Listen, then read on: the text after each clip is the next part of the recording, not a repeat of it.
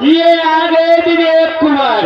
अच्छा, विवेक कुमार पूरे ठकुरापुरा में रहने वाले भैया जी है।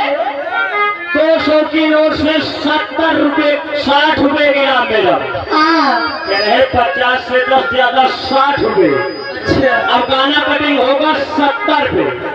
अगर 70 रुपए आएगा तो गाना कटिंग होगा, नहीं गाना वही चलेगा। सैया जी दिलवा मांगेला लौठा बिछाए कि कैसे गाना सुनाइए।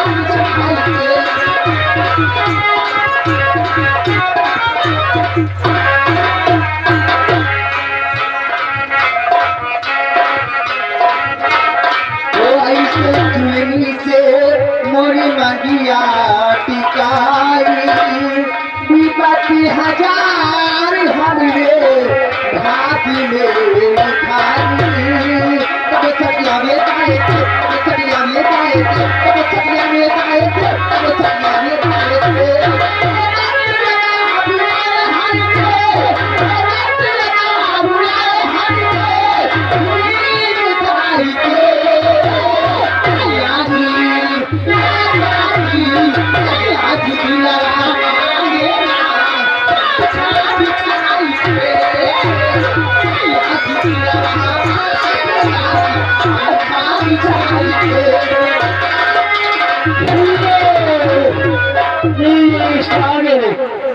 ये आगे वही धुआंधार बार बार लगातार वही छाया हुआ नाम।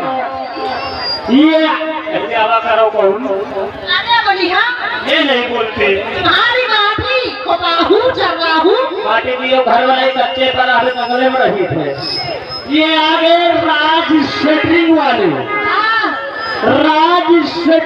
भैया जी के नाम से ग्राम कालीगंज के पुरा के रहने वाले हैं। 70 रुपए का इनाम। 70 रुपया कहा तो एक से पैसा वाले हैं, पैसा तुम्हारे तरह दबाए के बैठे। 70 रुपए के इनाम। गाने की फरमाइश जब 80 आएगा तो गाना कटिंग होगा। गाने की फरमाइश नाजिल ने कहा पिलंजर से, कैसे गाना भेजिए।